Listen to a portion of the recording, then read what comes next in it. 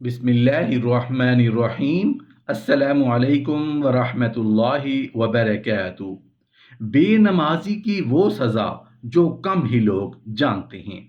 बेनमाजी का ऐसा बुरा अंजाम जो आज तक किसी ने नहीं सुना होगा। मोहतरम नाजरीन, सैयदना फातिमा ज़हरा रज़ियल्लाहु अन्हा ने कभी भी नमाज कज़ा नहीं फरमाई। ये हमारे ज़माने की औरतें कहती हैं कि घर में काम ज़्यादा होता है, थकावट हो जाती है, नमाज का टाइम नहीं मिलता, तिलावत का टाइम नहीं मिलता। एक मर्तबा नबी करीम सल्लल्लाहु अलैहि वसल्लम अपनी बेटी सैयदना फातिमा ज़हरा रज़ियल्लाहु अन्हा के घर तशरीफ़ लाए। फातिमा ज़हरा रज़ियल्लाहु अन्हा नमाज पढ़ रही थीं। खड़ी होने लगीं नमाज के लिए तो धड़ाम से गिर पड़ी। फिर खड़ी होने लगीं, फिर गिर पड़ी। फिर खड़ी हुई, फिर गिर पड़ी। 5 मर्तबा गिरी। नमाज के बाद अब्बा ने, हमारे हुजूर ने, सरकारे दो आलम ने पूछा, बेटी क्या बात है? अर्ज किया, अब्बा आज तेरी बेटी का 5 दिन का फाका है। सैयदना फातिमा ज़हरा रज़ियल्लाहु अन्हा जो जन्नत की सारी औरतों की सरदार हैं, उनका ये हाल है। अपनी बेटियों बहनों को हज़रत फातिमा ज़हरा, हज़रत ज़ैनब रज़ियल्लाहु अन्हुमा के किस्से सुनाया करो ताकि उनका नमाज पर यकीन पैदा हो। नबी करीम सल्लल्लाहु अलैहि वसल्लम की बेटियों ने कभी नमाज कज़ा नहीं की। हज़रत आयशा सिद्दीक़ा रज़ियल्लाहु अन्हा और सारी अज़वाज मुतहरात में से कभी किसी ने नमाज कज़ा नहीं की। एक मर्तबा शेर खुदा हज़रत अली अल मुर्तज़ा रज़ियल्लाहु अन्हु ने वज़ू फरमाया। रंग पीला पड़ गया, जर्द पड़ गया। किसी ने पूछा क्या बात है?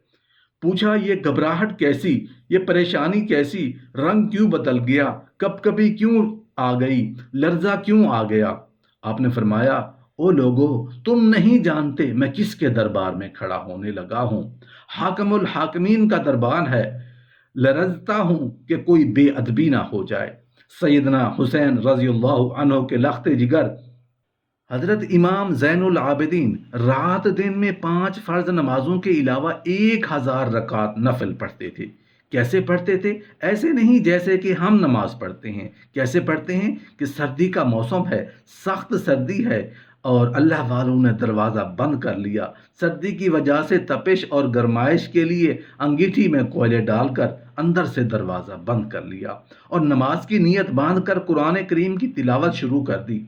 कोयला चटका, छत जल गई, सामान को आग लग गई, दरवाज़ा जल गया। लोगों ने शोर मचाया, हजरत दरवाज़ा खोलो। सामान सब जल कर राख हो गया। लोगों ने दरवाज़ा तोड़ा। लोगों को यकीन हो गया कि हजरत शहीद हो गए, हजरत सड़ गए, हजरत जल गए। इतनी आग में कहाँ बाकी रह सकते हैं? लेकिन लोग हैरान हो गए। जब अंदर गए तो क्या देखा कि सैयदना इमाम हुसैन का बेटा हजरत सैयदना इमाम ज़ैनुल आबिदीन मुसल्ले पे खड़े होकर कुरान पाक पढ़ रहे हैं, कुरान करीम की तिलावत कर रहे हैं। जब नमाज ख़त्म हुई तो पूछा, हजरत जी इतनी आग लग गई, ये सारा सामान जल गया, मकान जल गया, गर्मी महसूस नहीं हुई, पता नहीं लगा, नमाज ख़त्म नहीं की? सुबहान अल्लाह, क्या बात इरशाद फरमाई। अल्लाह वालों की बड़ी बातें होती हैं। फरमाया, जिस आग को पानी बुझा दे, जिस आग को मिट्टी बुझा दे, जिस आग को तुम जैसे बंदे बुझा दें, मैं उस आग की क्या फिक्र करूं? मैं उस आग की फिक्र में लगा हुआ था जिस आग को अमन के अलावा और कोई चीज़ नहीं बुझा सकती। मोहतरम नाजरीन, 5 वक्त अल्लाह बुलाए और अल्लाह की पुकार पर कोई नमाज के लिए ना आए, वो इश्तिहारी मुजरिम नहीं होगा तो क्या होगा? 5 वक्त, एक वक्त में कई कई जगह से आज़ान की आवाज़ आती है। ज़रा गौर से सुनना और याद रखना कि मस्जिदों में जो लाउड स्पीकर लगे हुए हैं ये हमें पकड़वाएंगे।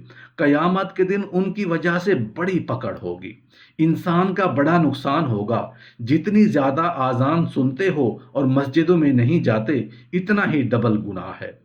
सुबह के वक्त में हर चीज़ उठती है, चरिंद परिंद छोटी मोटी तमाम मखलूक अल्लाह का नाम लेती है और ये मुसलमान सोए पड़े होते हैं। आधी रात तक गाने बजाने में मशगूल रहते हैं। हदीस पाक में आता है कि कुरान करीम में भी है कि दरख्तों के पत्ते भी अल्लाह का नाम लेते हैं, पत्थरों के कंकर भी अल्लाह का नाम लेते हैं, ज़मीन व आसमान के दरमियान में समंदर का कतरा कतरा अल्लाह का नाम लेता है, दरिया का कतरा कतरा अपने अल्लाह को याद करता है। اور یہ بدبخت نوجوان صبح کے وقت سویا ہوا ہے۔ اسی لیے فرمایا ذلیل ہو جائے گا قیامت کے دن، ساری دنیا کے سامنے جھکنا چاہتا ہے میں بھی اس میں مل جاؤں لیکن مل نہیں سکے گا۔ اس دن زمین بول کر آ کے گواہی دے گی، بول رہی ہوگی کہ زمین کہہ رہی ہے الہی مجھ پہ سجدہ نہیں کیا، مجھ پہ قرآن کریم کی تلاوت نہیں کی، مجھ پر درود شریف نہیں پڑھا، استغفار نہیں کیا، کلمے کا ورد نہیں کیا۔ او میرے مولا، ساری زندگی مجھ پر بدکاری کرتا رہا۔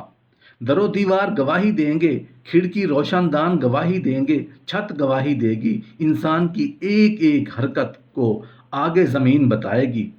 اگر سجدے کیے ہوں گے، عبادت کی ہوگی، حق سبحانہ و تعالی قرآن کریم میں فرماتے ہیں جب نماز میں پچھلی رات کو نیت باندھ کر میرا بندہ قرآن پڑھتا ہے، علیحدگی میں سب سے چھپ کر، سب سے علیحدہ ہو کر اور نیت باندھ کر عدم سے کھڑا ہوتا ہے تو قرآن پڑھتا ہے اور کبھی کبھی رو پڑھتا ہے تو اللہ فرماتے ہیں مجھے عرش پہ بیٹھے بیٹھے اتنا پیار آتا ہے کہ اس بندے کا منہ چوم لوں۔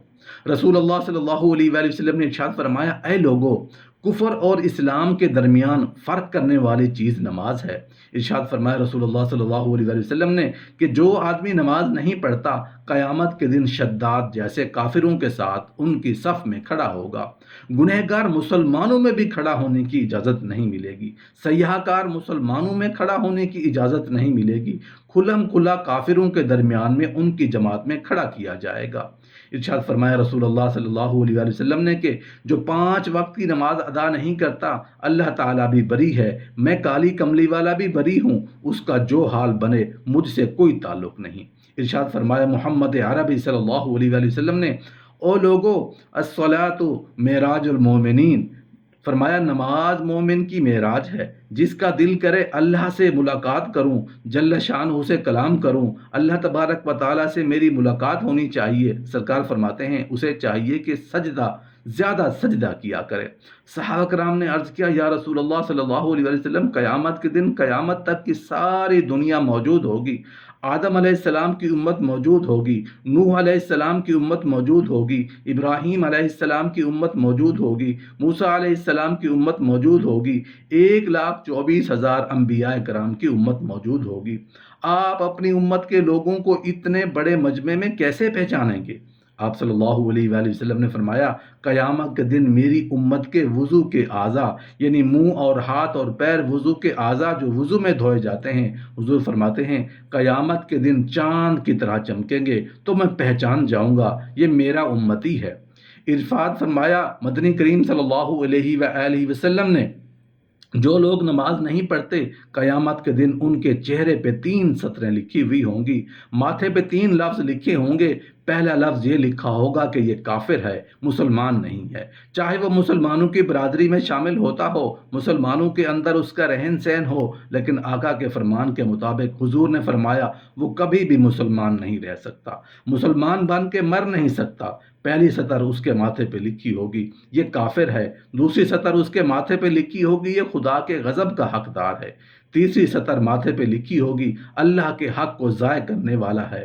اب بتاؤ جب ماتھے پہ پہلے سے یہ سارے معاملات لکھے ہوئے ہیں تو وہ کیا کرے گا، کیسے تبدیلی لائے گا اپنے اندر؟ ارشاد فرمایا رسول اللہ صلی اللہ علیہ وآلہ وسلم نے مردوں، عورتوں، بادشاہوں، امیر، غریب، مزدور کوئی بھی ہو، قیامت کے دن اللہ پاک جل شانہ کی طرف سے اعلان ہوگا ساری مخلوق سجدہ کرے، ساری مخلوق سجدے میں گر جائے گی تو ساری کی ساری مخلوق سجدے میں گر پڑے گی۔ قرآن کریم کے 29ویں پارے میں موجود ہے اللہ پاک اپنی پنڈلی مبارک کا نور دکھائیں گے، نور دیکھنے والوں سجدے میں گر پڑو۔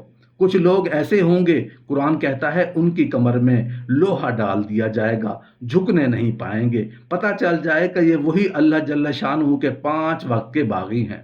ارشاد فرمایا مدنی کریم صلی اللہ علیہ وآلہ وسلم نے بے نمازی کو قبر میں رکھو، قبر کے اندر جب وہ جاتا ہے دائیں پسلی کو قبر ایسے دباتی ہے اور ایسے آواز لگاتی ہے او اللہ کی 5 وقت کے نمازی اللہ اکبر، یہ سارے نام سن کر انٹرنیٹ پہ رہنے والوں، مختلف قسم کی مصروفیات میں رہنے والوں آ جاؤ، اس بڑے نے تجھے بلایا ہے، نہیں آتا۔ ارشاد گرامی ہے کہ قبر کی زمین اتنا دبائے گی، اتنا بھیجے گی کہ رسول اللہ صلی اللہ علیہ وآلہ وسلم نے انگلیوں میں یوں انگلیاں ڈال کر دکھائیں، اس طرح ادھر کی پسلیاں ادھر نکل جائیں گی۔ ارشاد فرمایا مدنی کریم صلی اللہ علیہ وآلہ وسلم نے، قبر میں ایسا سانپ مقرر کر دیا جاتا ہے جو پیروں کے ناخنوں سے لے کر سر کے بالوں تک ڈستا چلا جاتا ہے۔ اتنا زہریلا سانپ، اتنا زہریلا ناگ میری تیری بات نہیں، کسی ڈاکٹر حکیم کی بات نہیں، کسی وزیر سفیر کا بیان نہیں، امام الانبیاء صلی اللہ علیہ وآلہ وسلم کا بیان ہے۔ آپ نے یوں فرمایا، کتنا زہریلا سانپ مقرر ہوگا؟ اگر پوری دنیا میں وہ سانپ ایک پھونکار مار دے تو قیامت تک سبزہ پیدا نہیں ہوگا۔